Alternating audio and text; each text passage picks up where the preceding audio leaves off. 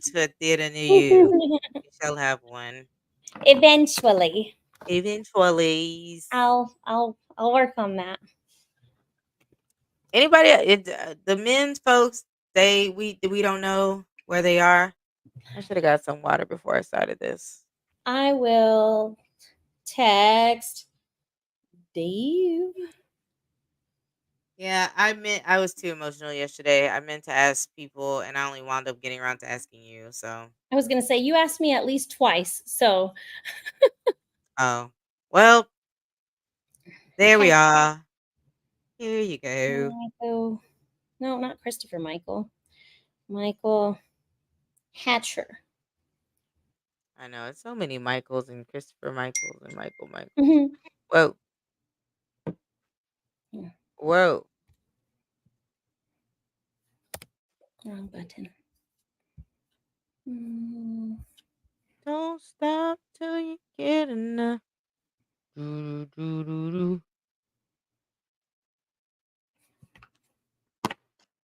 What's it all about? I was gonna watch I am gonna watch it tonight since I'm off of work tomorrow. I'm I'm off jealous. of work tomorrow. Amen. Hallelujah. Hallelujah. Hallelujah. This is Hatchie said he's coming. times like this remind me why I'm in education because we off today, we off tomorrow and Monday. Hallelujah. For what? Hallelujah. Well, it used to be formerly known as Columbus Day, but now it is called Fall Holiday. People go. But Call some what now? ISDs Fall Holiday. Oh, is that Bubba? Bubba's coming in. Let me go see Bubba. Hatch is Hold on. coming. Christopher Michael, maybe. And again, well, I wanted him to come on here because I wanted to talk about last night and just how Yes. like amazing it was.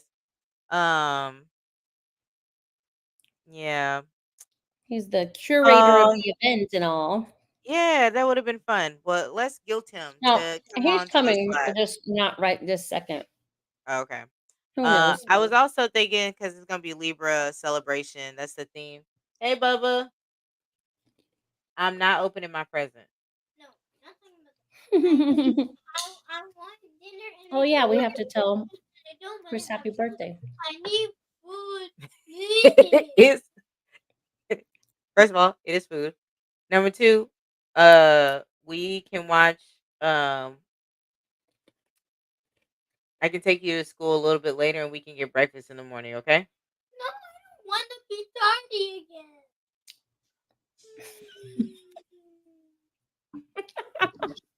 Oh Lord. Ah.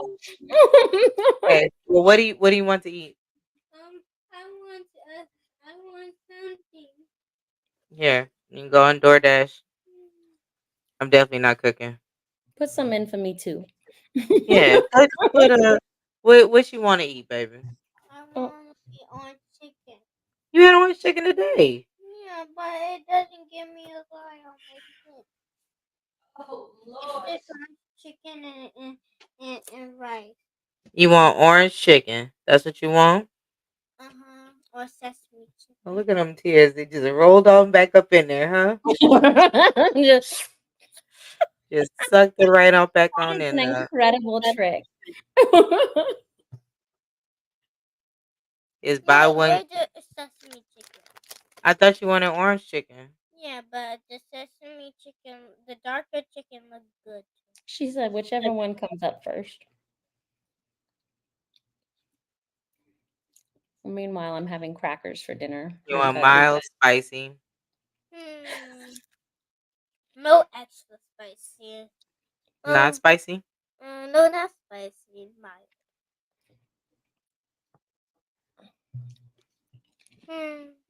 Steamed rice or egg fried rice? Egg fried rice. Oh, that's extra. All right. Oh, so good. I mean, they having a special. It's buy one get one free. So I was like, well, Well, that I ain't buying no extra. Go and go watch TV until DoorDash people get here. This is Ow. the world that we live in now. You know. Just broke a hair off. Uh You know, oh. I had to delete Drunken beef. all the food delivery apps from my phone because I am quick to be like, I'll Parker, just what order you doing? something. Make sure the lights stay on in the front. Hey, can you look if we got egg rolls? Might as well make a meal out of it. I know we got some pot stickers or something. Mmm. Dumplings. Stupid.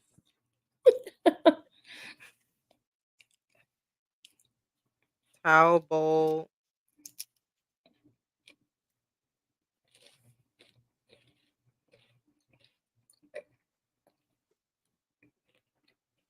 Who that is? It was Oh, Hatch. well, Came and went. it was. He Mhm. came, and then he did not come over here no more. Hmm. My cheeks is hot.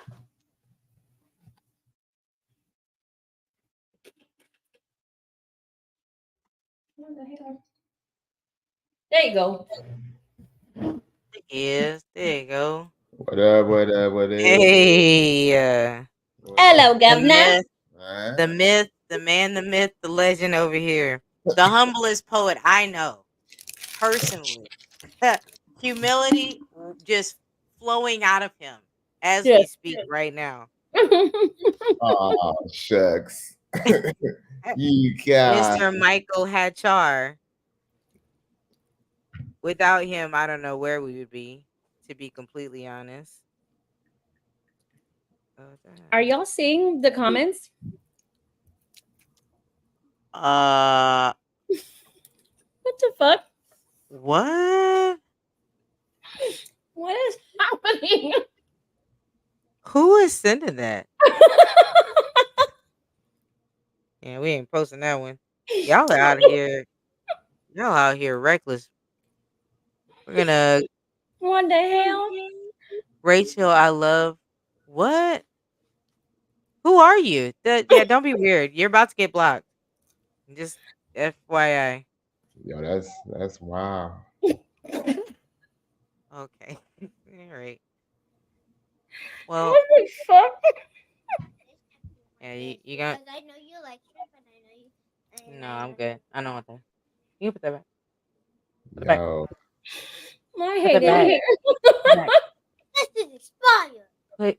Okay, It go. says 2022. We're in 2024.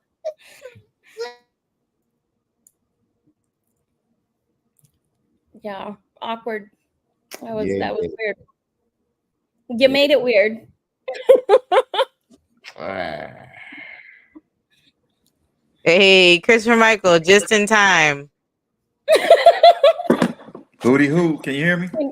Yes, can you see the comments? Oh, they're deleting them. I'm deleting them. Oh, you're deleting them? why are they being deleted? Because I am apparently causing distraction. She is a distraction, and it must be stopped. We already have the humblest poet in all of Fort Worth, Texas. Here, we just have to really calm it down. To be He's completely not. honest, Well, he might be the humblest in Fort Worth, but he ain't in Fort Worth right now. he's the humblest. Well, I've upgraded. He's the humblest in the state of Texas. No, He he's is not. the I'm the humblest. humblest poet in the nation. Ain't nobody humbler than me. Fuck That that. was a Ain't deep, hearty nobody laugh. humbler. That laugh came from a good, solid place. Who is this person, and why won't he leave me alone? I don't know.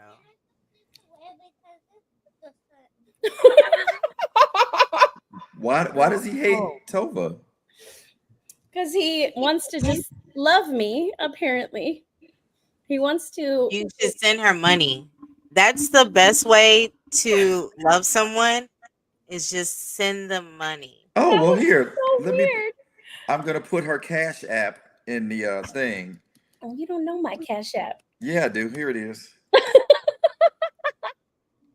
Oh, I spelled that wrong. Oh, see. Oh yeah. Hold on. If you I'm just sorry. donate, Here's And her you cash also app did right it on here. YouTube. Xavier Wendy was on Facebook.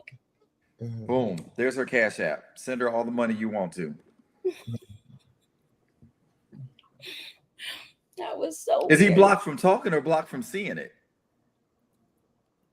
You don't know what block means in this situation, do you?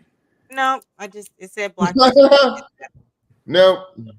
Nope, don't know.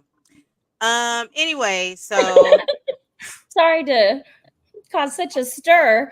there's a ruckus out here. Yikes. Anyway, Everywhere you go, Rachel. Chaos machine, just trying to eat my saltines.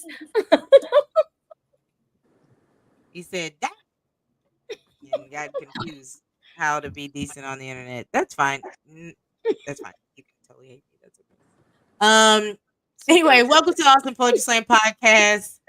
So happy that you all could be here and of attendance of all of those things.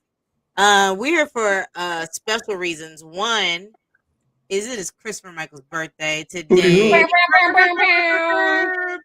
I'm not good at the sound effects, guys. Sorry. You're great. It's And not don't let great. anybody tell you differently. Also we celebrated our 30th anniversary yesterday. We're celebrating all season long. I had no planning involved. I barely got it on the calendars because my life is in shambles. So, Christopher Michael was the curator of the Slam showcase event extravaganza that happened last night, and I really just want to pick your brain, Chris, and like, how did you put all those people together? Well, What I've was been planning this for months. at least 6 months.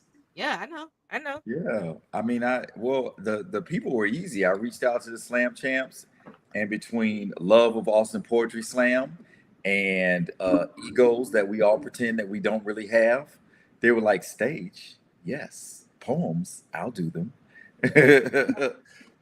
so that was the You're easy such a part. great conduit between Yeah. like the past and like the future that's building on. There So were I'm other really people that grateful. wanted to come that they had stuff going on, but yeah, that was the easy part.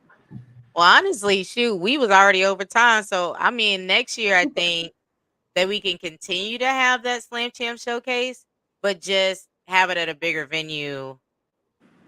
You know what I mean? Like that Yeah. really, it really showed me that like one, people do love us, and we are like definitely cemented in within the Austin culture and community. And two, I mean the a candidate for the mayor came out to it. Oh, real Carmen talk. Painter. I rolled up Carmen. on her. I was like, "So you're a mayoral candidate?" She was like, "Yeah." I was like, "Hey, so listen, you need a poet to write a poem for your Well, that's candidacy." exactly where I was thinking too. I'm glad And that it, you did it. and I was like, I wrote a poem for Mayor Adler, and he won.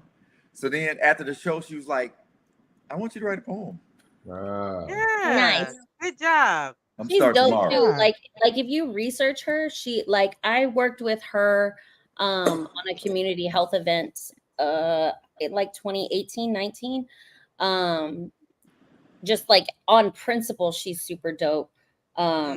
It would be very nice to see a legitimate Austin activist in office. Well, send me whatever notes you got on her. Send me. Okay. Yeah, we've had enough of the council members and mayors that are in developer pockets. So it would be nice to see somebody who actually gives a fuck about Austin as a whole in a position of power. Well, she seemed dope. Like, we've had a lot of people come through the show, and so it was really nice to see. One, it was a sold out show. In the summer months, like right in July. Well, July was fine, but August and September were pretty rough just because people going back to school. It's people trying to still be outside, but not in a poetry thing. So it's typically slow. So we had our first sold out show since really July, which was really nice. I don't know. It's just really nice to just be in the midst. Hey, Jomar. Hi. We both Austin Poetry Slam. Everybody's awesome poetry slam. Everything that we do. Mm. I've We are commented all so many fun. times Like on things, support. and I didn't want to be. I commented trying to comment as me, and commented as Austin Poetry Slam. I was like, I tend to post things as Austin Poetry Slam, and I'm like, oh no, delete that. No. Austin Okay, so Poetry Chris, Slam loves Megan Thee Stallion. how did you curate such like the slide deck, the video? How did you get the videos? That's So- really the question that I have. I will tell you how I got the videos, but I will tell you for your birthday. So I won't wait. So between now and tomorrow, I don't wanna tomorrow's wait. the 11th. So between now and Saturday, the answer is So let me tell you why this is like a huge mystery to me. Because the person that used to record basically everything for PSI, Taz. Poetry Slam Inc., Taz. Oh, Yamaguchi, Yamagazo, something like that. Yeah, something like that that. felt racist. No, that's his name. He's Japanese. Taz Never mind. Yamazawa? No, Yamagawa, that's yeah. G. Taz That's Yamazawa. Taz was the national haiku deathmatch curator. Oh, that's cool. Yeah.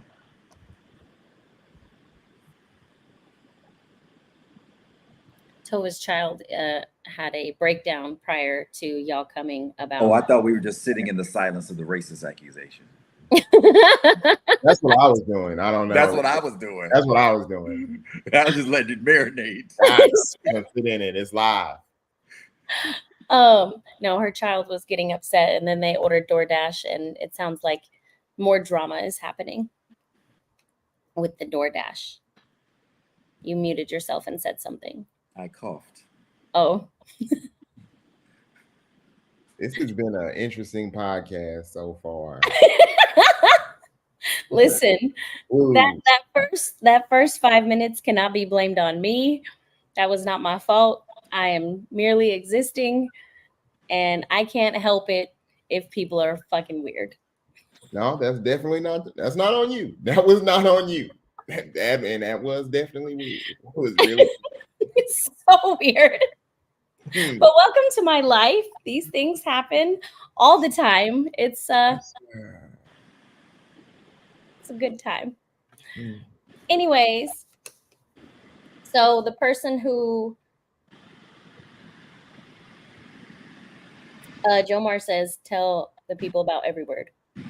Well, if Jomar said it, then you know I'm definitely gonna do it. So we do have a open mic. It's gonna be at 2307 Manor Road at the Vortex every Monday. Poet sign up starts at 7:30. The real show starts at 8 o'clock, and it is absolutely free to the public. So if you do poetry, you do music, you do comedy, or you do something cool, come out and share it with us. We'd love to have you. I would be interested in, since we're talking about like legacy and all that, talking about or hearing about rather how every word came into fruition. That's SAT vocabulary for you. Not you. Well, it's really not like a cool, interesting story. Me, Chris, and KC were outside one night. We were like, we should do some shit. And I said, we should do some shit. We should do like, this. That sounds very similar to Mike Henry's story. Like, Yeah. We should do some shit. And then I we just think were it's cool doing that there's this like this whole new community that's being built from people that met at APS, and to see like the branches of that community extending even further throughout Austin. No, it's really dope because there's a lot of people that I met at Every Word that are at APS now. Like Mhm. Christian, he was there last night. I gave him Mm. every word. And we try to make sure that we like, hey man, Wednesday, make sure y'all go to APS. It's a dope slam. They got a nice venue. It's just nice having like feeling like two communities being one, but getting support from like these two separate things. Yeah.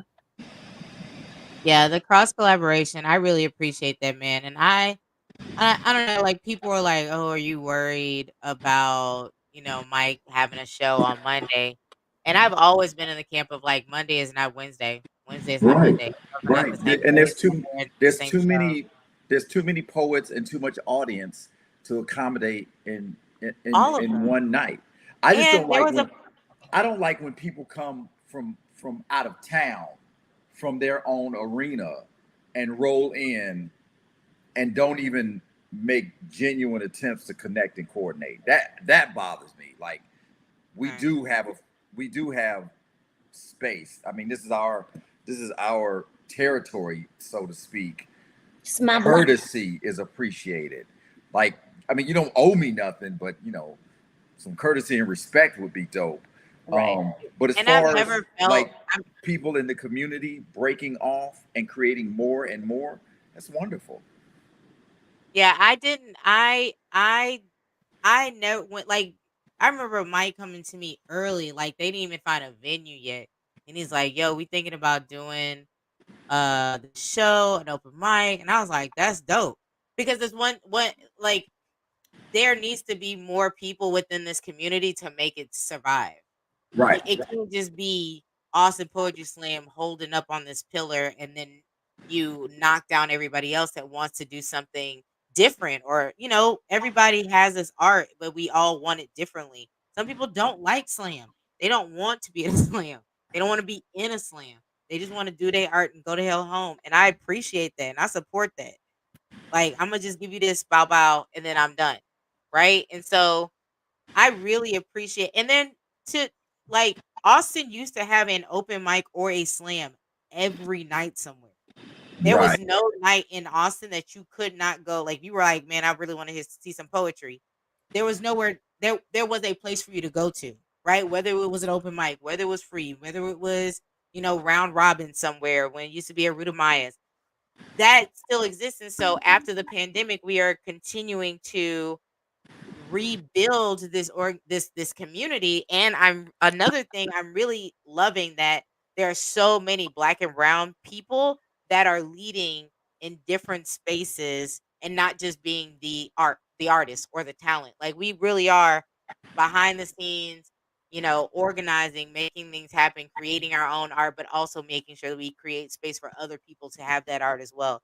That's my whole role. That's my job. It's not to like gatekeep and be like, "Oh, if you go to Mike's show, then you can't come to my show," or some nonsense like that. Like, we're all fam, right? Where they do that at? They do it. I don't, not here. We It don't does do it get here. done, but we don't do It it here. does get done, but we don't do that here. Yeah. And that's I've never been a gatekeepy human being. Like if I know an easier way to do it, or if I can uplift my friends, Joe Mar said, then "Rest in peace, Sunday show." we tried, We man. tried. Man. But it didn't have it taught us some really great lessons about like you don't have to have multiple shows in order to have a great show. Like if we can make Wednesday show the best that we can make it and Mm-hmm. people feel good and people come out of that show and feel like they have learned something about themselves or fell in love with a poet or fell in love with like art and words and wanted to read and wanted to read poetry, like we win. Plus, That's the it's win. the ability to focus and have capacity for. So it's like we are already putting on a show, and for us to try and do another show, but Right. then you get Michael, Chris, and Jasmine, them putting on a show with their energy that they can focus on.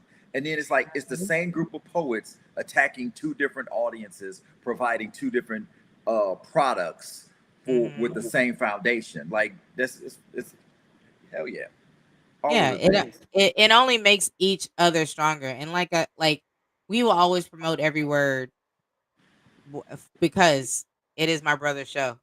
Yeah.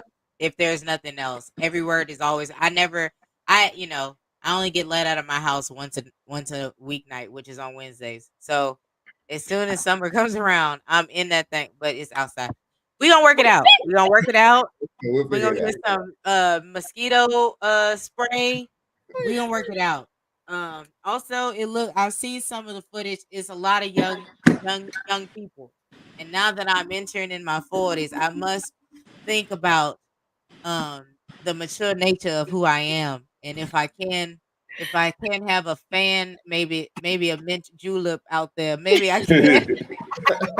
It's cooling down, so I'm pretty sure I can come more. Actually, I okay, can it's come. cooling.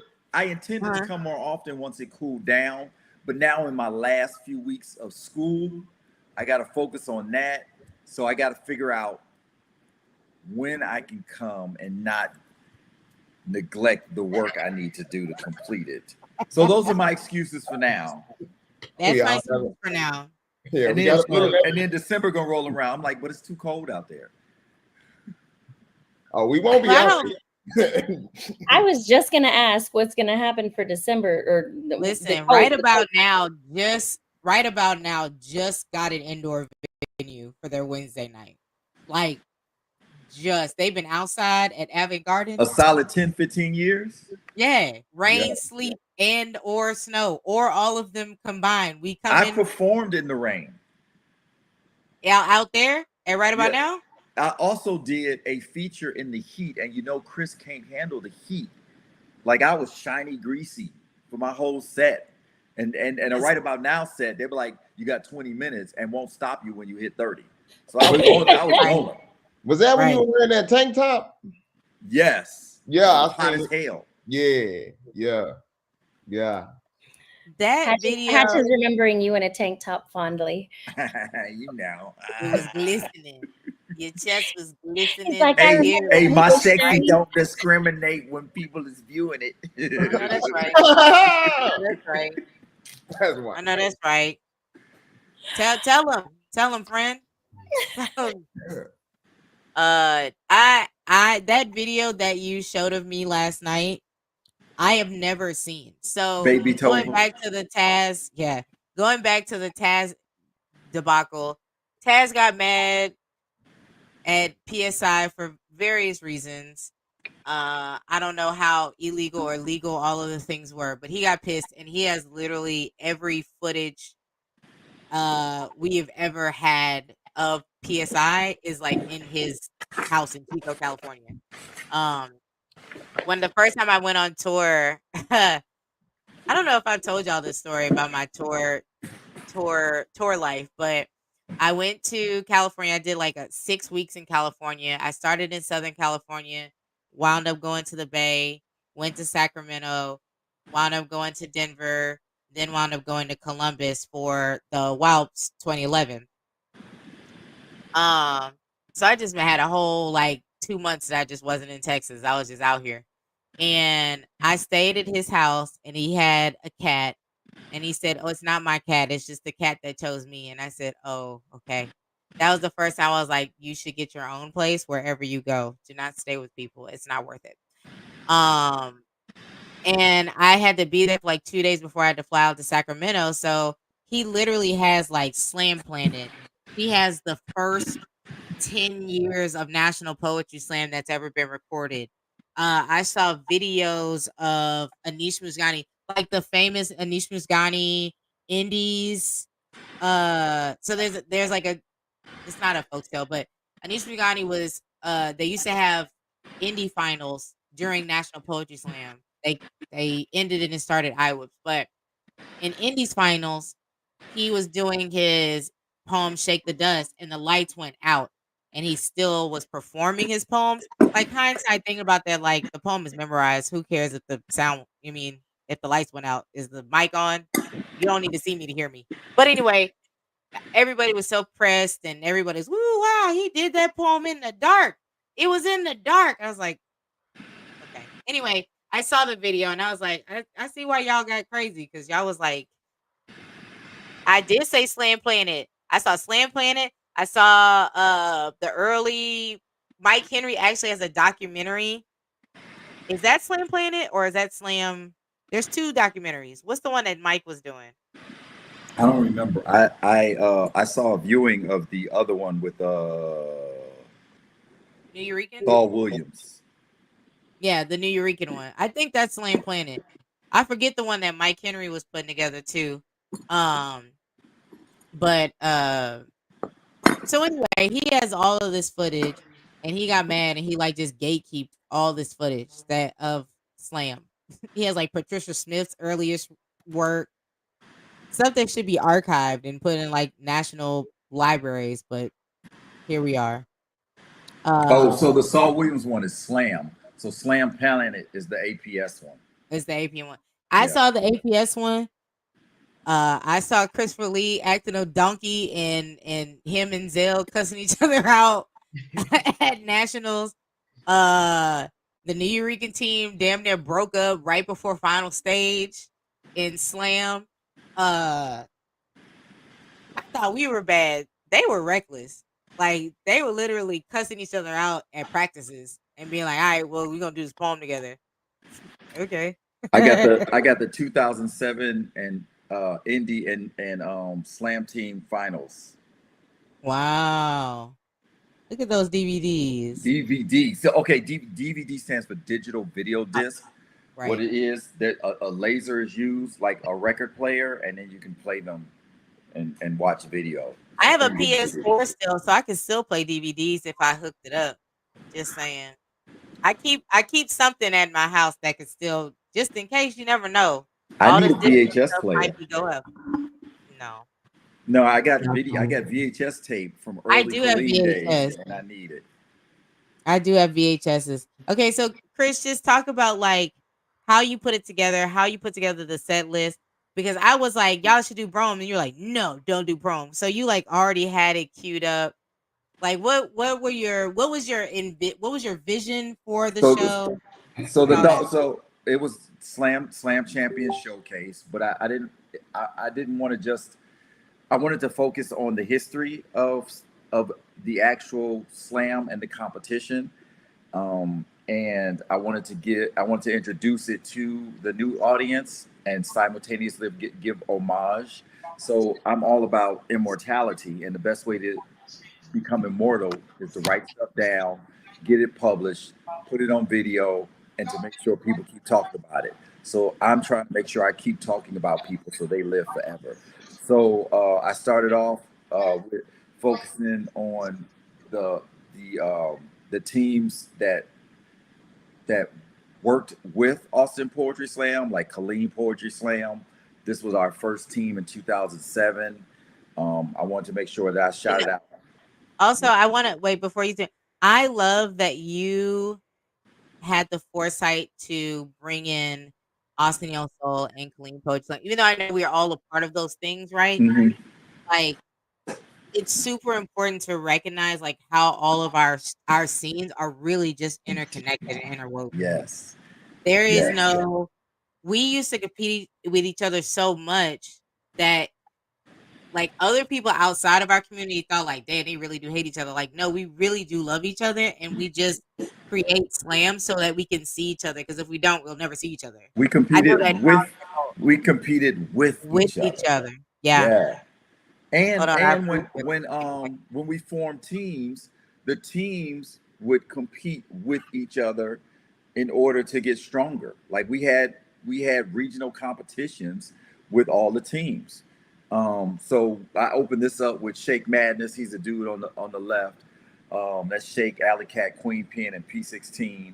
P16, we put her on final stage to do the last poem that Colleen had to offer as a solo piece, and that was one of the greatest moments of my life because it was making a space for her to have the final word and by herself. Our other poems were group poems, but I was like, nah, she needs to do her indie. So that was dope. Then of course it was time to focus on Austin Neo Soul. I had Scott Free, who was the 2008 Slam champion, and Brian Francis, who was the Slam master from Neo Soul from 2006 to 2015. and then I took it over. I was Slam Master from 2015 and until COVID. So I'm technically still the Slam Master Executive Director, blah, blah, blah, blah. We haven't put on any events. So this is a picture of Neo Soul and Colleen at the 2010 National Slam. Neo Soul had made final stage, and I think this was semifinals. They had just won either quarterfinals or semifinals, whatever finals before you get to get on final stage. They'd won this, and they were going on. So this was all the we won, we the shit smiles. It was fantastic. And then like Colleen was out of the slam, but we're in the hotel room practicing with them, like helping them get what they need in order to get on final stage. It was phenomenal. Then we moved into the Slam Masters. I wanted to make sure that the people who put on the events were honored. So this blank spot is a video. It is a commercial from 2007 when 2006 maybe? It was 2006 when Austin Poetry Slam, Mike Henry and his cohorts hosted the National Poetry Slam in Austin. Oh, that was grand. That was grand. And this is Mike Henry. Mike Henry was the first Slam Master for Austin Neo Soul from 1995 to 2010. He was the first Slam Master that I ever served under. It was phenomenal. It was these folks like this become your hero because they've created something and you don't know all the mysteries behind it. They are the people that you look up to because they're putting on this grand thing, and you assume it's a lot of work, but you really have no idea how much work it really is to make this stuff happen. Then Danny Strack was Slam Master from 2010 to 2015, and Danny Strack's era is when I became a member of the Austin Poetry Slam convening council, executive board, directors of whatever. So I've been on the APS council in one form or another since Danny Strack's era in 2010. Then in 2015, Jomar Valentine takes over, and between Danny and Jomar, this was probably our biggest and most successful era because we had the benefit of being at Spider House Ballroom. And Spider House Ballroom would hold 100, 150, 200 something people, and we would pack it out. We also had the benefit of being down the street from the University of Texas, and those school folks would just stumble in because we was the best thing smoking on a Tuesday. It was lovely. Danny Strack was the 2010 Slam champion. Jomar was the 2014 APS Slam champion. And then we move on to her greatness, Tova Charles. Wait, before you come to me, we had a graphic that had Jomar's the years of his Slam Masterness, but it just didn't make it to your slide deck.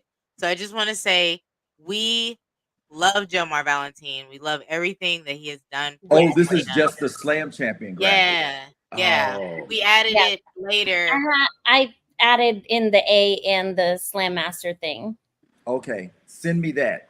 I'll update the slide Yeah, deck. I want to make sure that this gets posted onto our website as well, so people can go through the slide deck themselves. But yeah, just making a note. We like literally this slide came up, and Rachel sent me a text. She's like, "Oh no." We're so upset. I just wanna state the claim that like Jomar, we love you to death. It wasn't on purpose, I promise. It was not on purpose. We apologize. So then we saw her greatness herself, Tova Charles. I think even though we had a lot of success with the leadership that we had before and location, I think this is I feel like this is the most professional and the freest group we've had as far as the board is concerned, when it comes to putting on things, it's oh, you got an idea? Run with it. If it fails, like like if it fails, then we have what? Oh, one of my students is texting me about pictures that I took of them today. Oh God, my job. It's like you got a wonderful idea because people come and say, "Hey, I think we should do this." No, we think you should do that, and we'll Yeah, support you. I see myself strictly as a, when I say creative director, it's more like everyone else around me are so creative. Like sometimes when you are a creative director of a company, it's because no one else is creative, and so they're hinging on you to be the creative one. But when Mhm. I am around already creative people, I'm You just here to direct the like creatives. I actually direct just the creative part. I don't Yes, have to be creative all the time, which is you're very freeing. I definitely enjoy that. you're a facilitator. Yes, I try. I try. So then we moved into the Slam Champions portion of the evening, and It's I crazy want how to. you found these pictures. It's so important to me again to highlight the past, to make sure folks don't go forgotten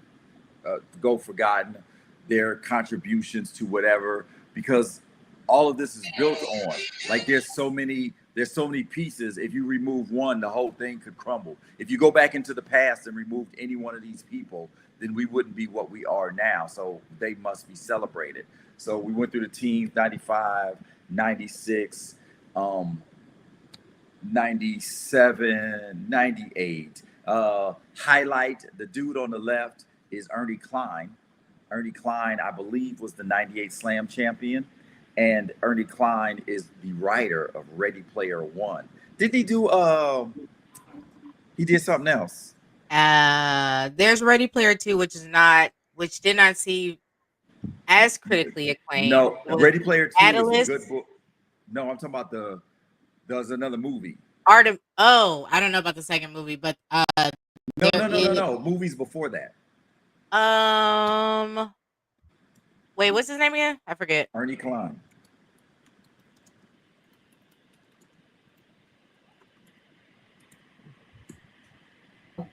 I'm over here talking on mute. According to my notes, he was the 2001 Slam champion.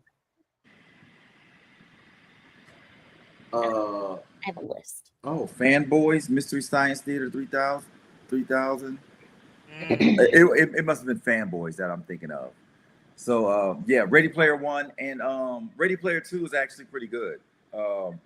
There, if you like Prince, if you have any love for Fanboys. Prince, there is a section in the book that talks about Prince, and there is a character to fight in each iteration of Prince, and his bands all get together and fight each other. It's so incredible. Oh my God, it's so good. It's so good. Anyway, Ooh. where we at? All Okay. right. Well, I want to say I did not know that. Like Ready Player One is one of my favorite movies. Yes, it's so good. Very 80s nostalgic. A lot of people had a lot of issues with it, but to me, I'm like, if you like gaming, if you like adventures, it is a very great book. And I wound up reading the audiobook afterwards, and I think it's him doing the audiobook. I don't And think then so. I don't know. It would be dope. I think it's him. I can check to see which audiobook I listened to, but um yeah, it was so fun to listen to. And then I found out maybe a couple of years later that he was a part of Austin Poetry Slam. I was like, you know what, makes sense. Like, why not? Just makes me more in love with the organization. I mean, I listened to the audiobook, whatever, read, listened to. It listened to me. You know what I'm saying? No need to be shady. So Well, late at night. So listen to close to my birthday. Listen to Ready Player Two. It is a good sequel. Okay, Okay. will do. I did Parable of the Sower on your recommendation. So now you got to do Ready Player Two. I will. All right, 2000 2001. Why they look like NSYNC though? Go back. This looks like a boy band, don't it? This looks like a boy band for Frosted sure. Tips. The It's the Frosted Frosted Tips is really doing it for me. And this guy, who is this black dude? We know him? We So don't. it's from left to right is Jeff Knight, Sonya Fair, Gerald Youngblood is the black guy, Reagan Fox, and Aaron Sanders. Okay. Okay. All right. 2000s, we were going through some things. It's like a time capsule to look at like what poets look like that were slavery. That's crazy. Okay. I was definitely in high school. Wait till we get to the baggy pants era. Oh. 2001, 2002. We got so these are the people that I start to know. Andy Buck, Matthew John Conley, Big Papa E, Reagan Fox, Genevieve Van Cleve. 2003, Big Dashe. So Tony Jackson, he's a comedian now. Old black coat. Old black coat. I want that black coat. I saw him do a stand-up and I was quite amused. Was he funny? I mean, he's a funny person. So I haven't seen some of his stand-up. I'd be interested to see what he talks about. Is there a dude in the dumpster? Yes, that's Andy Buck. That is Andy Buck. Okay. Yep, that is Andy Buck. He probably thought that was super funny to do.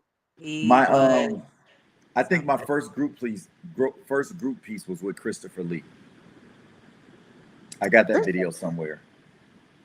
I saw him do that Superman poem when we was on a team together, and I was like, I don't know if you could perform like that all the time, but that is terrifying to watch.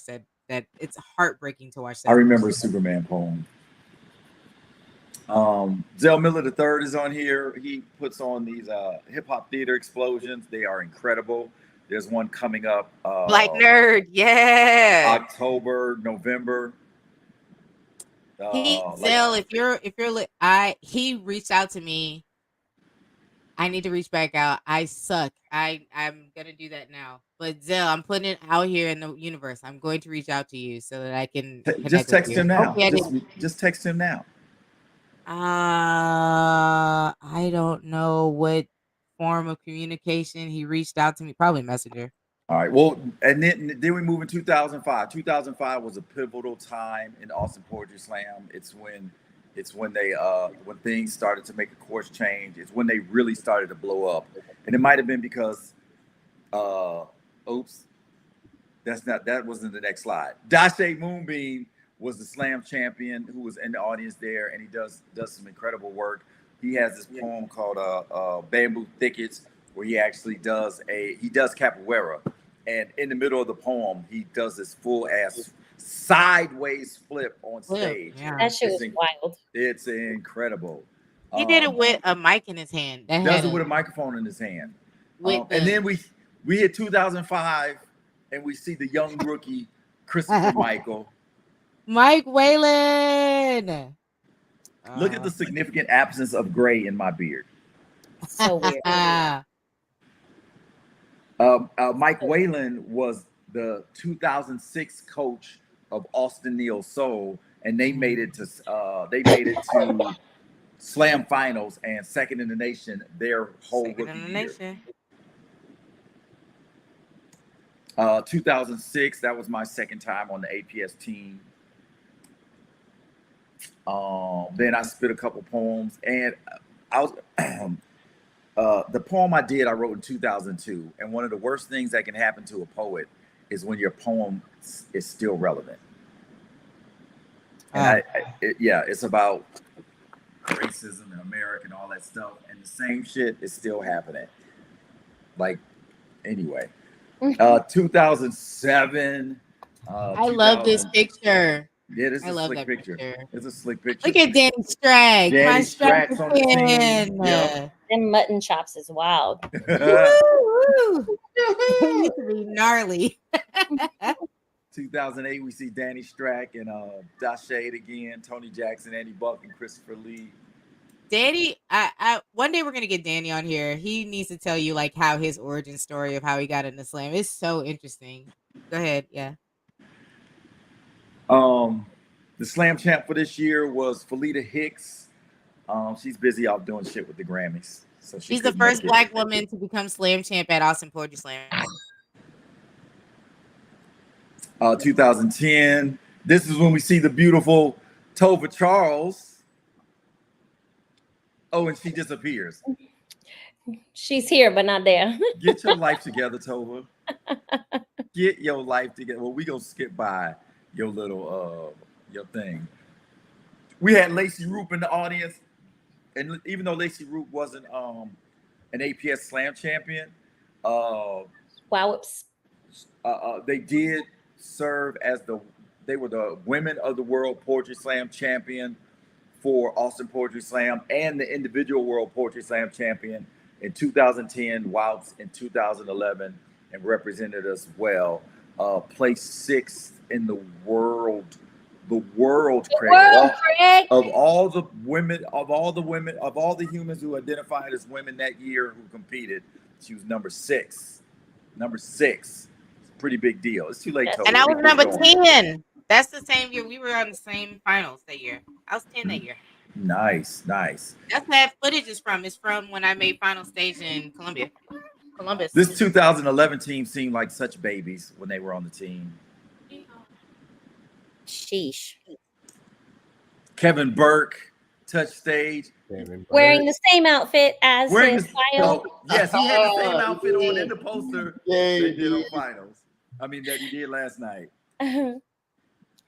So I didn't have a picture of the 2012 team. And I think on that team? I think I coached the 2012 team. Because we didn't take pictures that year. That Ruckus was on?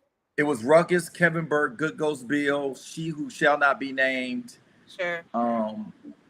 I coached, and there was somebody, Zachary Caballero.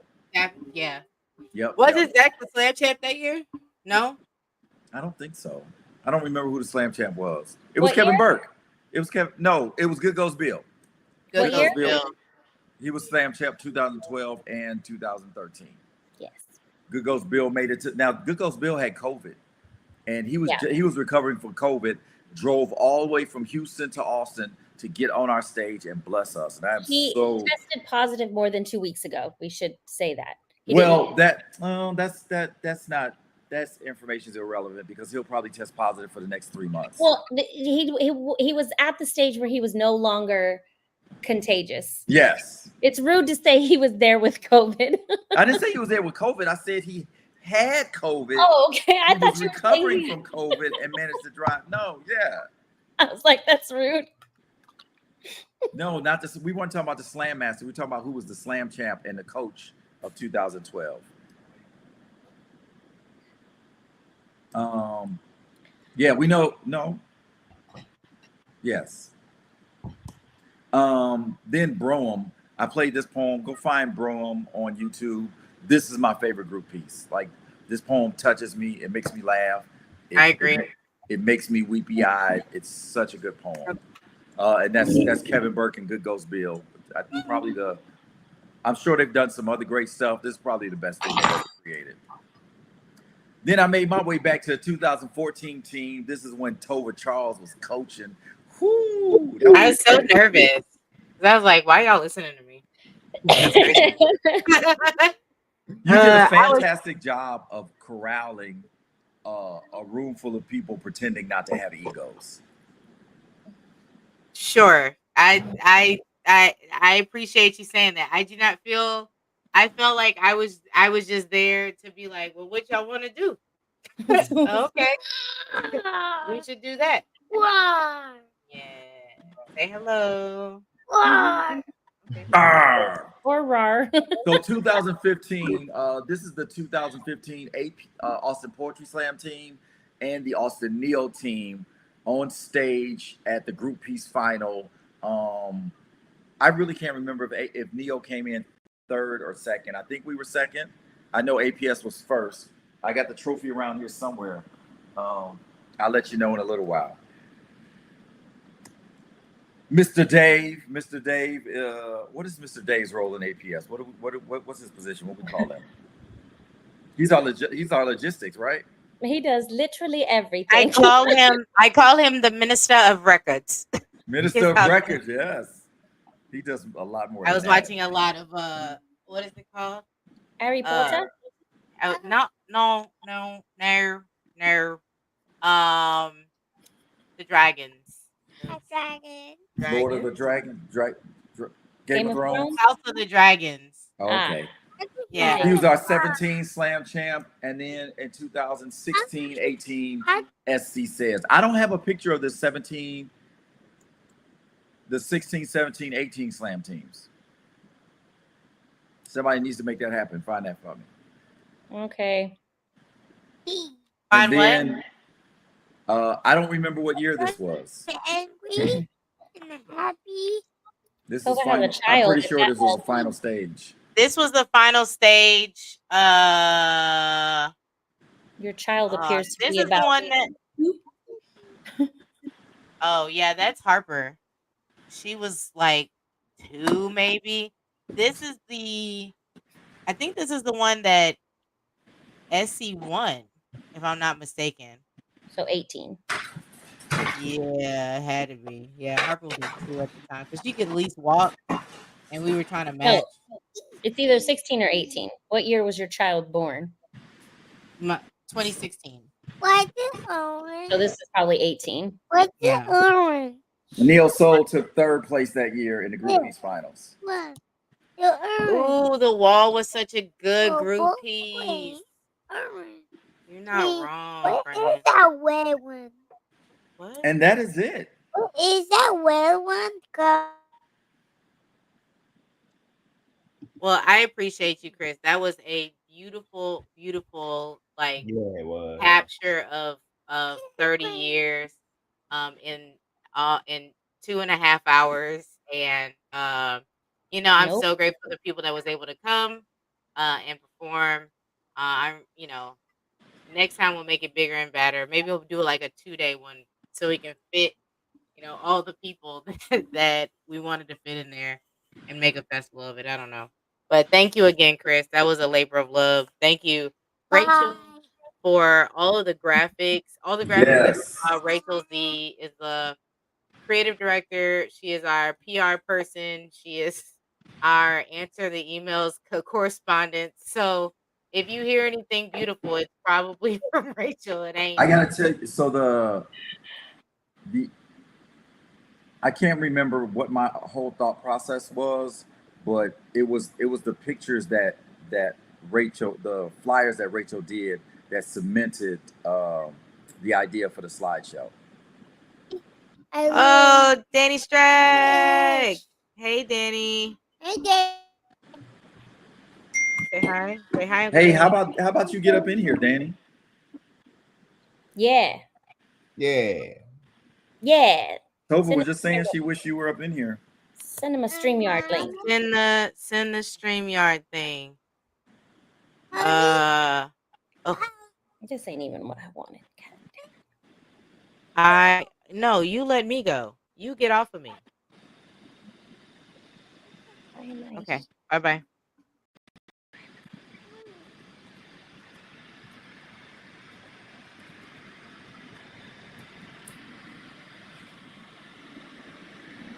Are we not gonna talk while we're doing this? I'm so sorry. I am editing videos on my Pixel and I am looking for slam pictures in the Google Drive on my iPhone.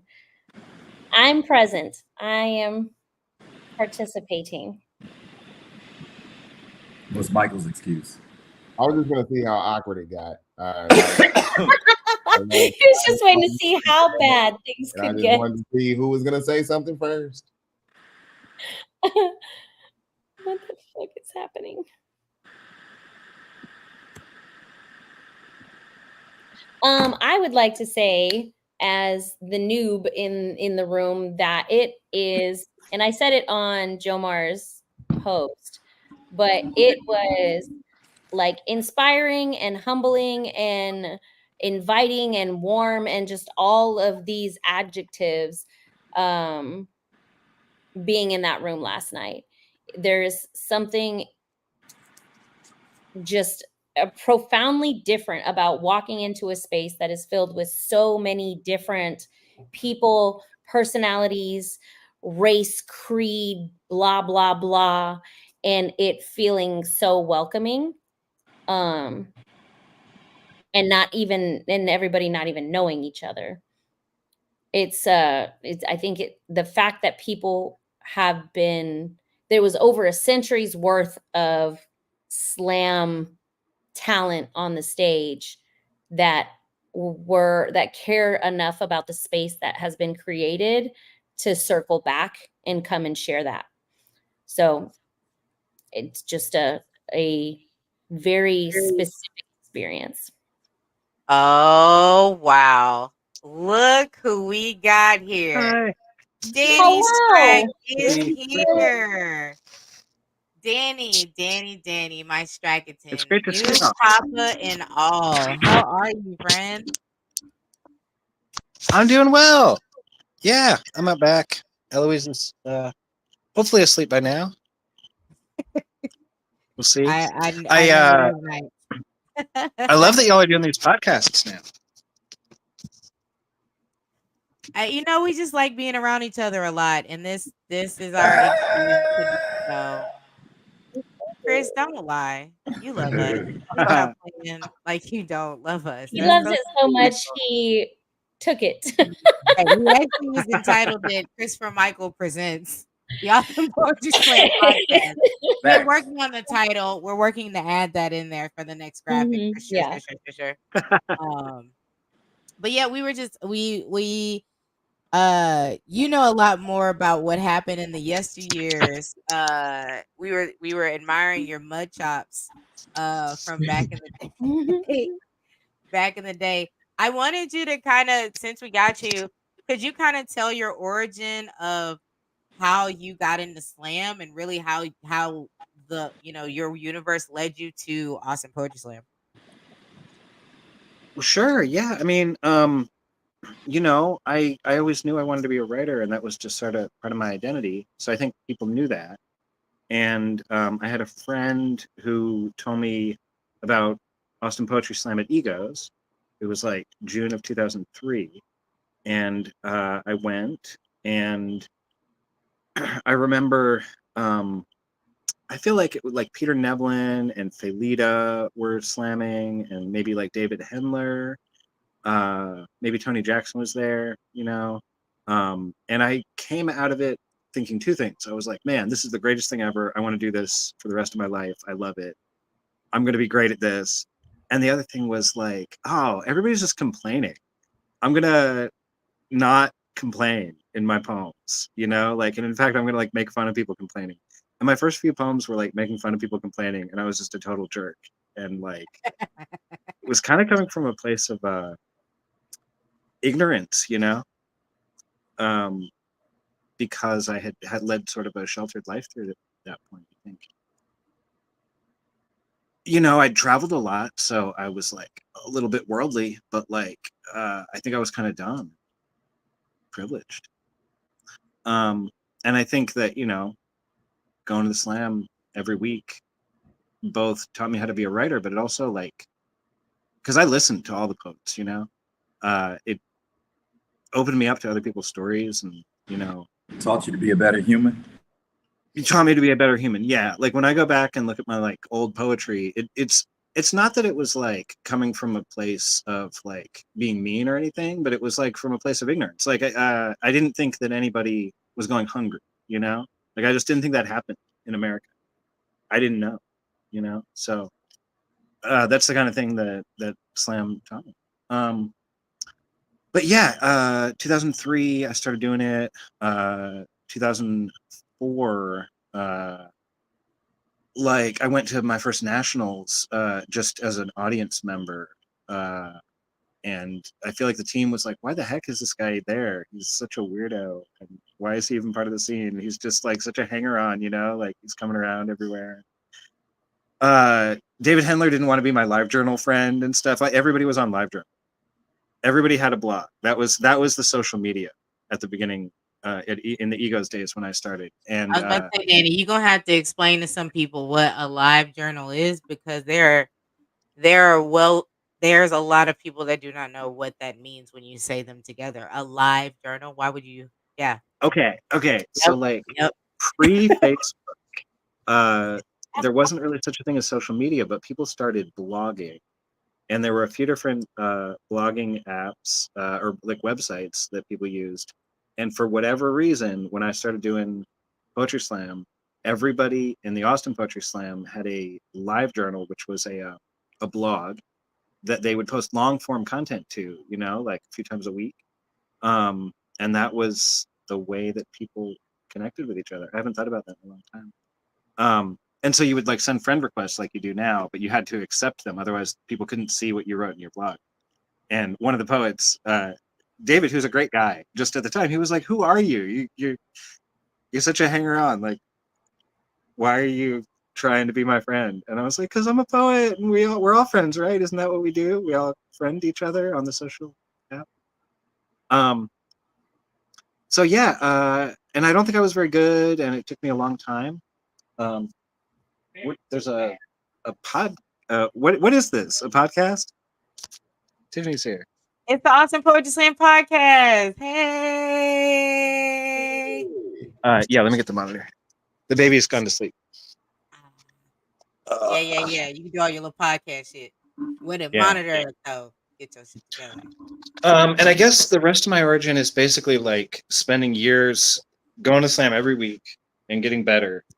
And eventually, like, I wrote my first chapbook, and I think I put it out in like 2005 or 2006 or something.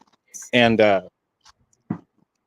Big Papa E had hooked me up with some gigs that like a teacher was running, and she gave my book to one of her students, and then her student got like second in state doing my work at UIL in college. And I was like, well, this is absurd. I can't get into the second round with my work. And this person who's a good performer can take my work and like succeed with it. So Yo. I guess I need to learn how to act. And so I took acting classes, and I took improv classes. I took 4 years, not 4 years of improv. I took 4 sessions of improv. I got to improv level. But the acting classes were, I think, a game changer. Emily Schaefer, who was the poet from Corpus Christi, who was my girlfriend for a while, she was like the slam champ of Corpus Christi for a couple of years, and she was a fantastic performer. She had been a debate person, and not just debate, but like rhetoric and presentation. I can't remember exactly what it was, like in college, and she came out of that and like became a part of the Corpus Christi scene, and became a part of the Texas scene, and eventually moved to Austin. Point is, she taught me how to use a mic. Like, she taught me how to like smile before you go on stage, and how to be confident, and look at the audience and not look down at my feet and be nervous all the time, even if I am nervous. Yeah, and so I didn't make a team until 2007, and it was very competitive. I remember that was at like Rutamaya, and I had this poem Koala Gnomes that Koala Gnomes. yeah, that like I knew was a banger. I was like, this is the best thing I've ever written. And I also knew that I had spent like 20 hours writing it, or something ridiculous. Like I had really spent a lot of time just banging my head against this poem to make it work, and like memorizing it. Oh, this is a really good poem, but it had never scored well. And then I had this other poem called Olympic Torch that I just thought was the stupidest thing ever. But it was this extended metaphor about sex, and like how you want to help your partner beat you in the game. Basically, like have them cross the finish line before you do. And that poem was one of my first like actual hits. And so my set for finals was Olympic Torch, which is a sex poem, and then Koala Gnomes, which was a real gamble, but is about abstinence-only sex education. So it like closed out the set. And I think I won them over in the first set, and with the first poem, and when I did the second poem, they were like willing to listen, and it like killed. It was the first time that poem had ever done well, and it was in the finals. and that was when I made my first team. That's crazy. Strategy. Early strategy, yeah. And it was Yeah. rough because I mentioned Emily. Like Emily taught me to compete, and she was in that same finals. And it was just really a competitive night, you know. Yo, Chris, you're I've muted. never seen like reconnaissance, like a Danny Strike reconnaissance. There you I'm go. It's, just talking and not being heard. My mute I button. know. I told you it was on mute. Well, I was Me- trying to save y'all from the cough. What I wanted to say right quick is one of the strategies to slam is winning the audience over. So if you can kill them with your first poem, then they give you grace for your rest of your poems. They're like, yeah, we already know this is good. Yeah, Yeah, I've seen that. and they will listen. Like, is it Jesse Parent or somebody like that who would always say like, "Wait for the turn," you know, like if there's a poem that is going to be rough and the beginning is like, "Oh, I don't know if I want to listen to this," somebody will yell, "Wait for the turn, because you know something good's coming," but it doesn't always happen. Oh, Jomar. Ooh, Hey, Jomar. and credit card poem and chalk. Oh, I love chalk. Sidewalk chalk is probably my favorite of your poems. Oh, thank you. That's the poem that when I won Slam Champion in 2010, that was one of the two. Yeah, that's what I was trying to explain to people. Like when the yes, why is blue your favorite color? I don't know. A good question, though. Very existential. What I know, but I know why Every orange day. is my favorite color. Why? What? It's the color of the sunrise and sunsets. I It's should have the, known it's the that. color of the beginning and the end. And nothing rhymes with orange. It's the perfect word. Got it. That makes sense. My favorite color is purple. I don't My have. favorite letter is the letter H, if that helps. You got a favorite letter? I can't tell you why. I don't even want to know. That's weird. I don't have a favorite color. Purple. Patch. Favorite. We're doing favorite letters. Colors. Letters and colors. Sure. I mean, if you have a favorite letter. I never thought about it. Maybe why? Why is pretty good. I never thought about it. Pulls one out instantly. Why? Wait, what color did you say? He said, maybe why? Yeah. Oh, And maybe then- why is this favorite letter? Got it. I'm gonna go with black though, because Black is your favorite letter? I'm all black hat. I don't think I He have a said he's favorite color, Spider-Man. but I have a bunch of stuff that's this color, so maybe. Is that orange? Your favorite color is red?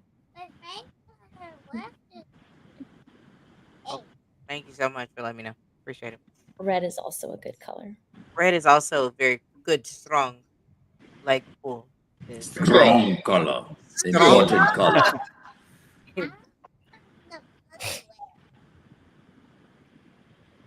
Alright, So are y'all it seems like you're doing like documentation almost. That's really exciting. It's good that we capture our history.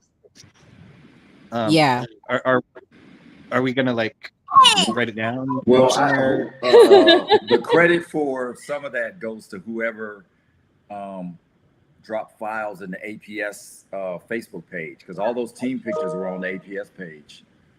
Mm-hmm. Danny's the one that was probably me then. Yeah. Buried very deeply.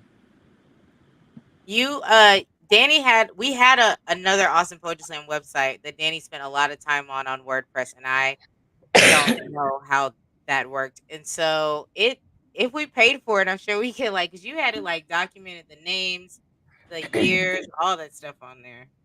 You know what you can do? Do you know about the Wayback Machine? No, Danny. You can look at like old internet pages. It's internetarchive.org, But if you go to Google and you type in Wayback Machine, I'm doing it. yeah,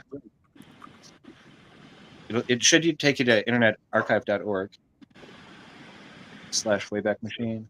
Uh-huh. And basically, what they do is they take like time slices of websites whenever they spider them. You can totally get like the old history if you go back.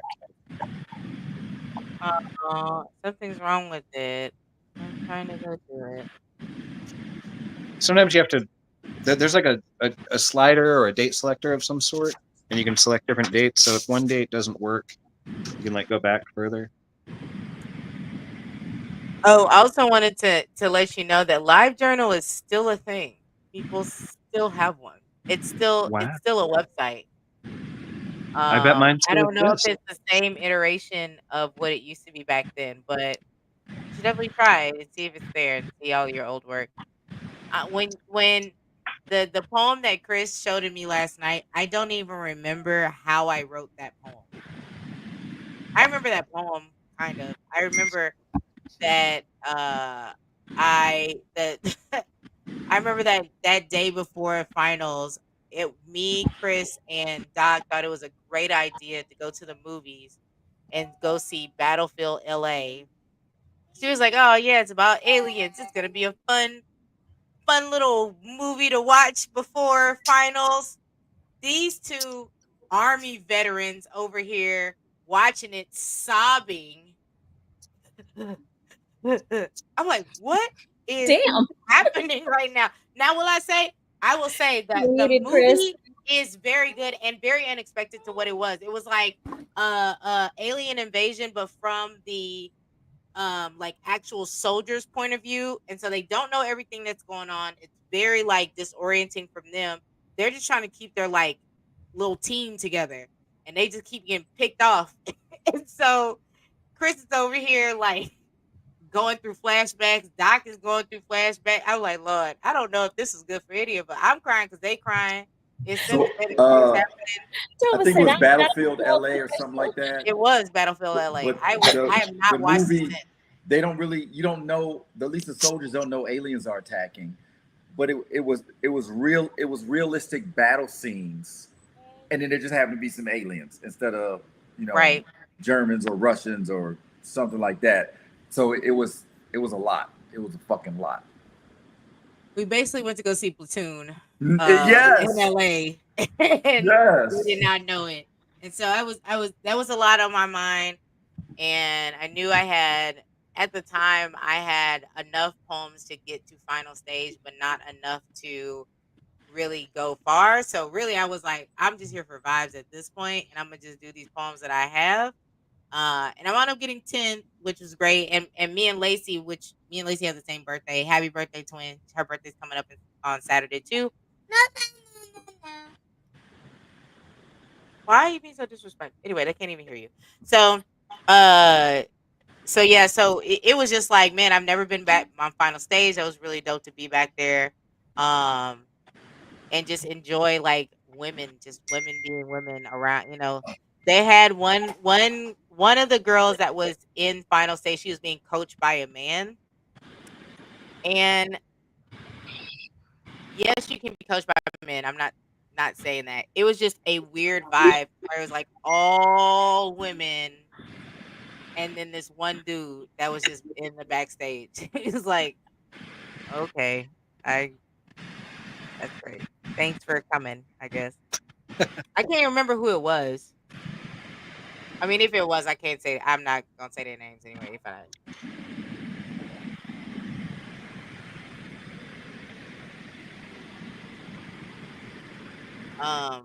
So welcome to Christopher Michael Presents Austin Poetry Slam podcast. These are the Michaelettes. Thank you for tuning in. Michaelette. I like that. I actually like that. Hey. Hey, Of wait. course you do. That's because you're in love. That's the only reason. That's fair. You can catch us Well, here this every is Michael Thursday. too. We're on Instagram. We're on We're on Instagram. We are on TikTok, Facebook. TikTok, Twitch. Facebook. We're on Twitch. Twitch is the one that's. YouTube. I twitched on Twitch. I'm like, what's the T one? Not Twitter. What's the T one? Twitter on. All of them are linked in the ticker below. Please check us out on Wednesdays. Every Wednesday. You can also look at all of our events at awesomepoetry.com.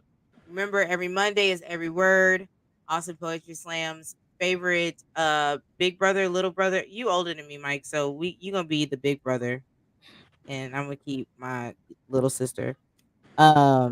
Please make sure you're out on Mondays and Wednesdays, and then check us out on Thursdays.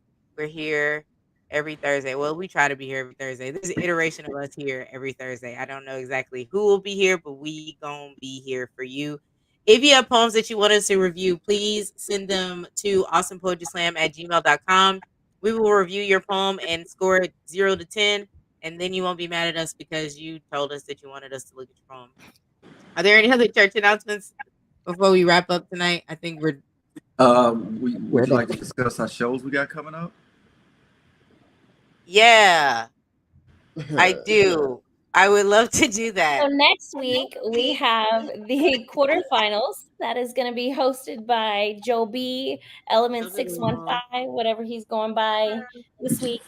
The following Wednesday will be the 30-30 Slam. 30-30 Slam. That is going to be hosted by the Libras of Austin Poetry Slam. And then the host on stage will be Essie Says. We will be the judges. That's what I meant. Yeah. Yeah. The judges will be all Libra team. It'll be myself. It'll be Rachel Z. It'll be Christopher Michael over there, and it'll be Ed Cacino who will be there that night.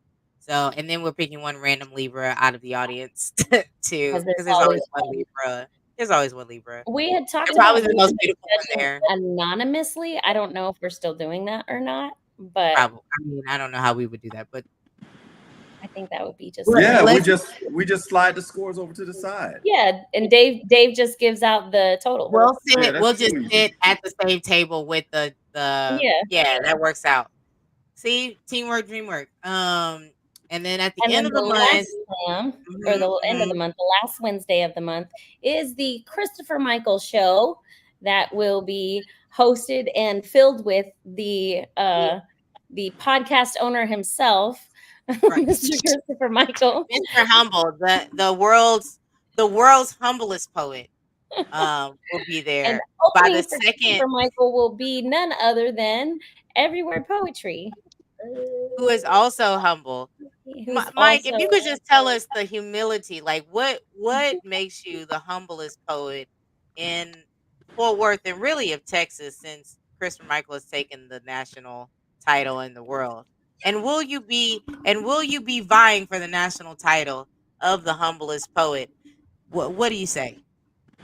I am in no way or any shape ready to challenge Christopher Michael in his humbleness. He is the all-time champ, and I am just basking in his shadow in humbleness. It really stems from, I had a conversation with my dad. I told him that I really wanted to be good at this poetry thing. Like, I wanted to be like one of the GOATs. He told me, he was like, well, why don't you try to be one of the coats and be one of the most compassionate of all time? One of the most That's good. I listened to him. That's my dad. That's good. Ooh, really good. Your dad a poet, ain't he? Know it, Yeah. huh? That was good. Very nice.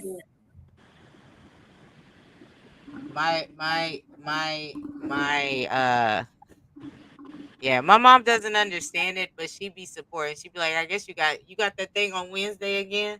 Yep, thing I've been having. Your mama loves us. She does. The reason why I even knew about poetry is because when she was the managing director at the Carver Library, she brought in poets. She brought in Christopher Michael. She brought in B. Fran and Joe B. And they knew my mom. And then me and Joe B just so happened to work together at a company. He's like, hey, ain't you, Miss Charles' daughter? And I was like, sure. Yeah, that's me.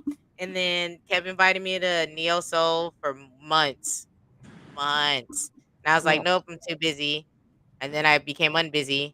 and then and then but she know Drag Race. She does.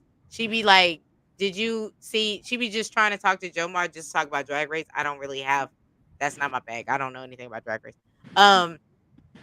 But yeah, I started going to Neo Soul, and then I went to a slam. I was on the Neo Soul Poetry Slam team, and Brian made us dispatch and go to other slams to, try out our work at other venues in different arenas. And so I went to Austin Poetry Slam. It was at Red Roof, the Red Roof Inn. Is that what it was called, Danny? Right off what A East It Six? hotel? wasn't Red Roof. Red Roof Inn is a hotel. It wasn't the inn. Was it the Red Italian Door? restaurant? It was Red some kind Door? of.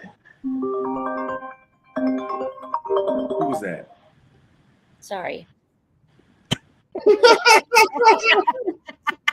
Antonio's? No, it it wasn't was a Red Antonio. Scoot In. Red Scoot Red In. Scoot In. It Red was a Scoot. Red Oh, Scoot you're In. talking about APS. Yeah, Red Scoot. Yeah, so I was on Neil's team. I went to Red Scoop because Brian said I needed to go practice at other places, and it wasn't really he said, I'll take you, how you just scoop you up and kidnap you and then take you places because you don't really have a choice. And so I slammed in. Danny, you were the host that night, and it was against me and Tony Jackson, Christopher Lee, all these other people that were slamming, and I was like, surely I'm not gonna like make it out of the first round. And Brian was like, you got it, baby. You got it. Just do the poems and you be fine. And then I think there was a tie between two other poets and me. And then Danny was trying to break the tie, but he didn't tell me they were breaking the tie for second and third. And so they broke the tie, and then he was like, "You're second and third, didn't tell one slam." And so that's my first slam I ever won was actually at Austin Poetry Slam. It was not at Neil Soul. So Oh, I mean the wow. team, but I've never. I don't know. I was just happy to be there, so I wasn't really trying to be super competitive. I was just like, I made it to the first round, and then I started going to APS, and I was like, oh, I like winning too. So like, then I started trying to win. Winning tastes good. Winning is fun. Winning is also fun when you come in and then people like, damn, why you got a slam today? Yeah, just because you're here. Oh, but some I people just get started- mad when you say that. Oh yeah, they do get upset, but it is a competition, so we do have It to is a keep that competition. like the baseline of all of this stuff.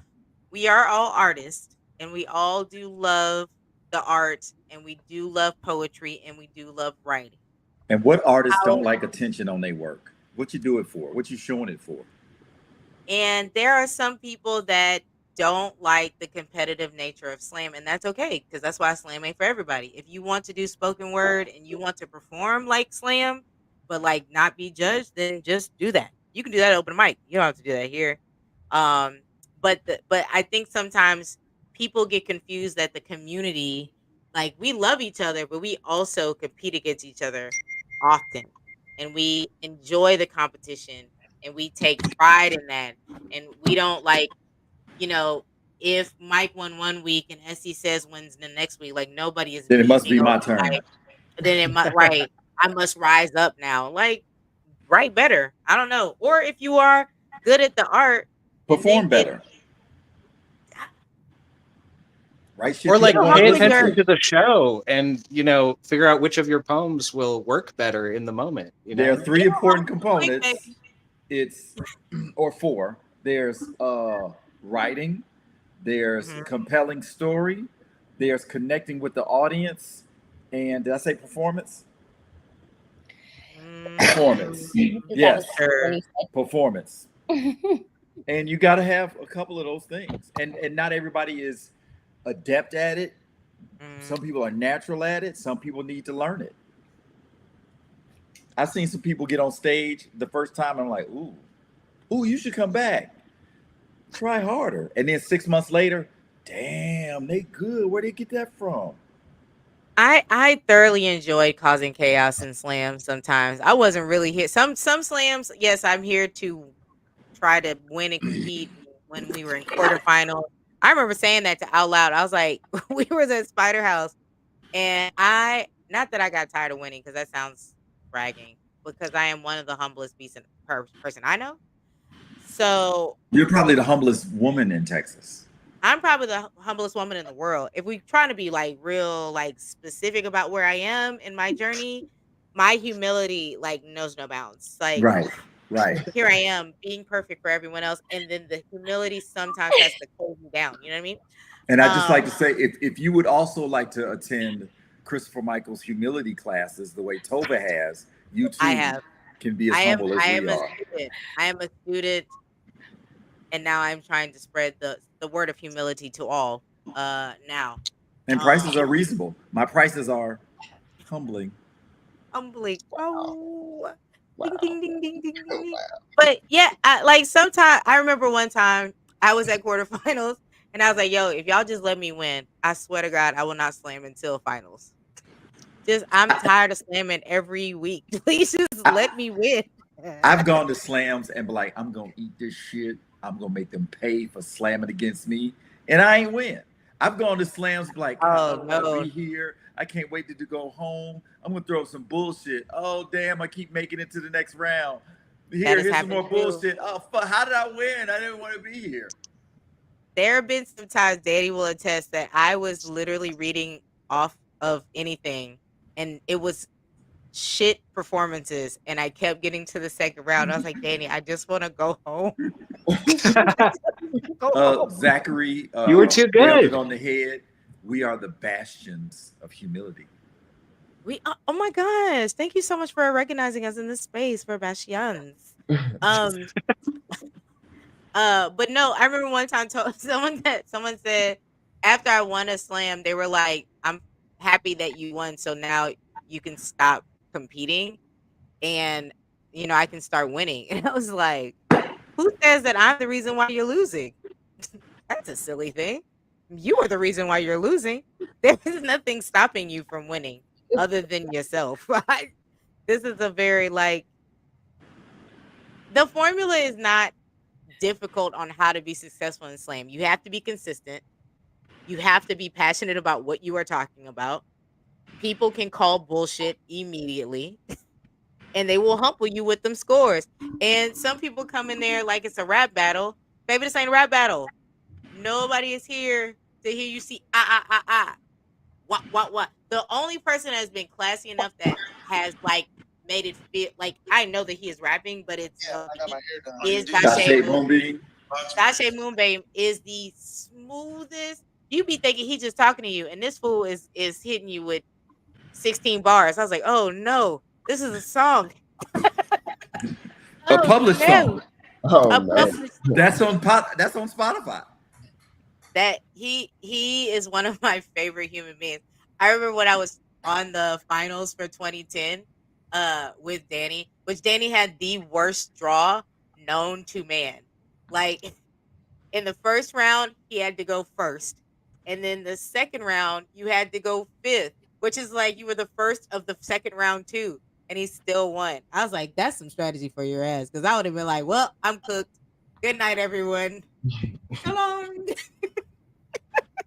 But you didn't see that, man. How did I always wanted to ask you, like, when you got that draw, the 1 and the 5, like, what was the first thing that came in your brain? Well, that was my like I'd been on the slam team for the 3 years prior, and the people I had been competing with were like Tony Jackson, Andy Buck, Dushade, Christopher Lee, Chrissy Reeves, and a lot of other heavy hitters. And then that year at the Indy, like it was the first year that they weren't slamming. It was like Tony wasn't slamming. He was in the audience, but he wasn't slamming. I don't think Andy Buck was slamming. I don't think Chris Lee was. Andy did slam. You remember? No, Chris did. Andy did slam, and he got the 5-minute time penalty. He was like drunk or something. He was doing it on purpose. He was totally doing it on purpose. Yeah. The first poem, he went like 5 minutes. And so he was like, in the second round, he's like, I need a 30.5 to make it on the team, guys. Let's go. Yeah. So, all right. So when I got that draw, right, was thinking to myself, like, oh, like this is kind of what I deserve because I'm the most veteran poet, other than like Christopher Lee. You know what I mean? Like, I was like, oh, it's harder. That's life. Life does that. It levels up how the difficulty. You know, it's like, oh, now I have to play at this harder difficulty.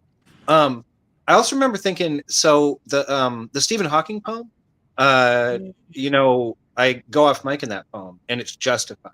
And that's one of the things that I think is most important.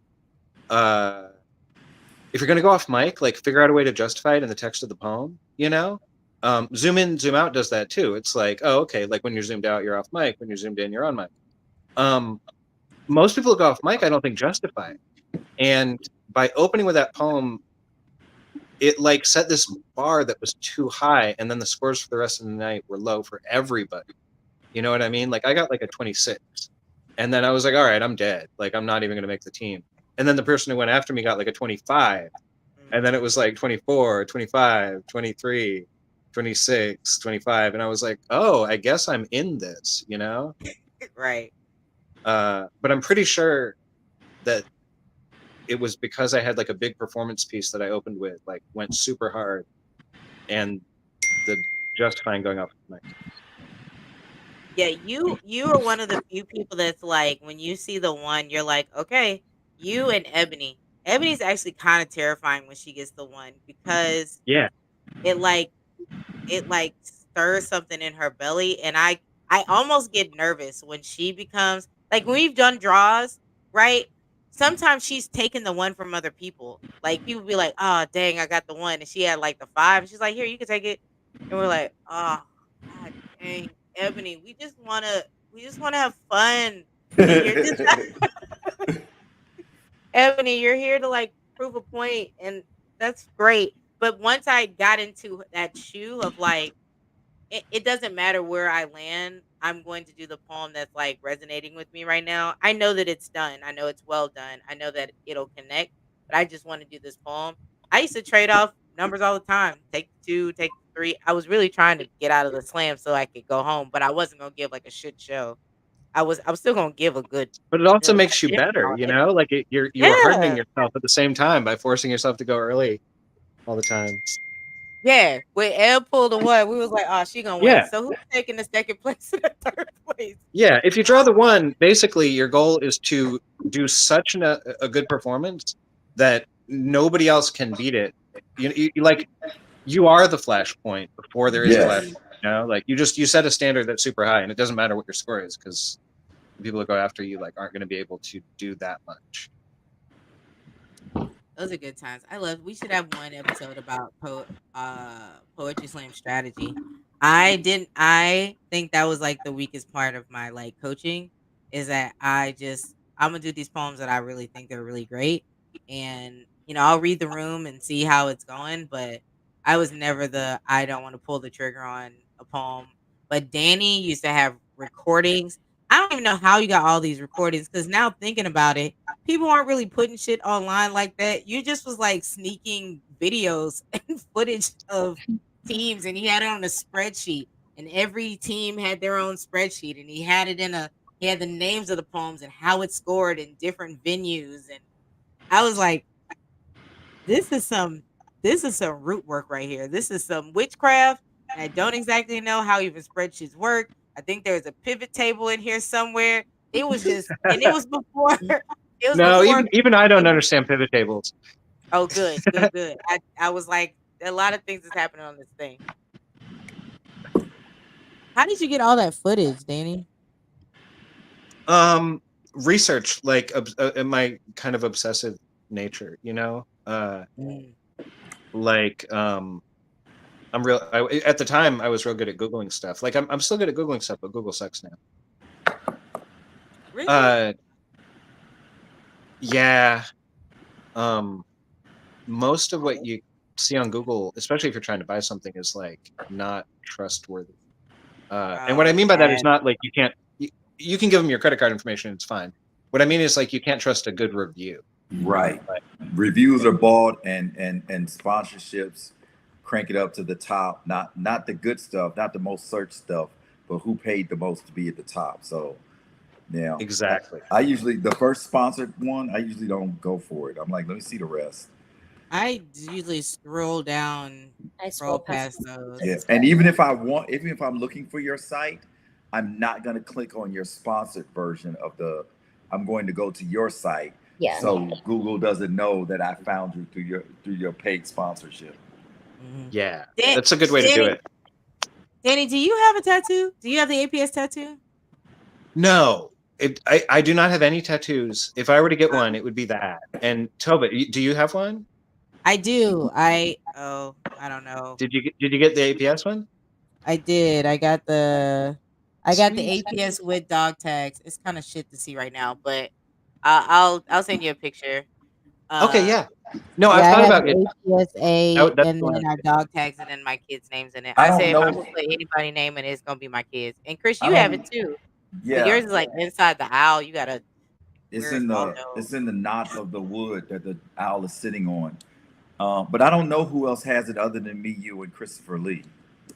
Uh, uh, uh, Mr. Dave has the one. I think that Matthew John Connolly does. Matthew John Conley does. Mr. Um, Dave. I think Mike Henry.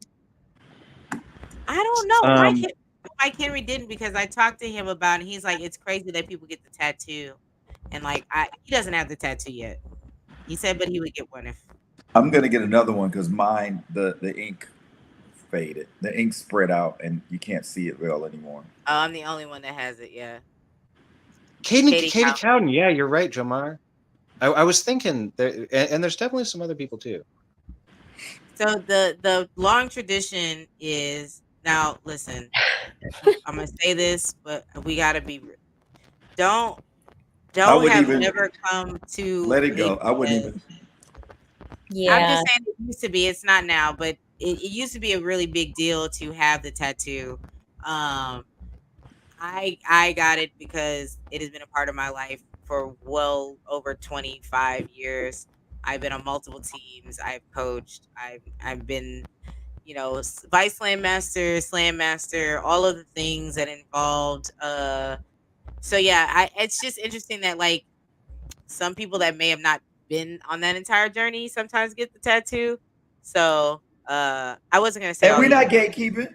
Go get the We're not. If tattoo. you want to get the tattoo, that's fine. But I just have a lot of questions. I have a lot of follow ups after if you weren't like on a team or involved in some type of way.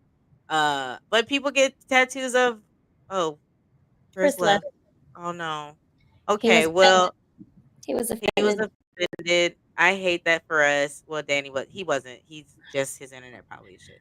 Anyway, it is time to cut off. I am it is getting late. Everybody is winding down. Any other final church now? Oh, look at him. Look the prodigal son returns. Wow, you just abandoned us like that. I What think a I hit the back button.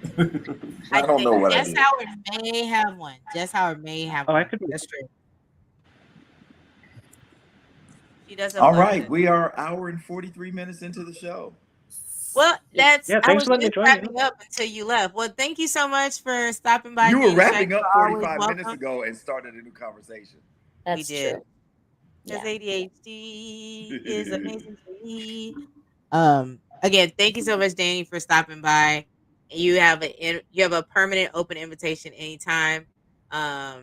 Please let us know if you want to stop by. Thank you again. Give it up for Danny Shank. Woo! Thanks. Yeah. Hey,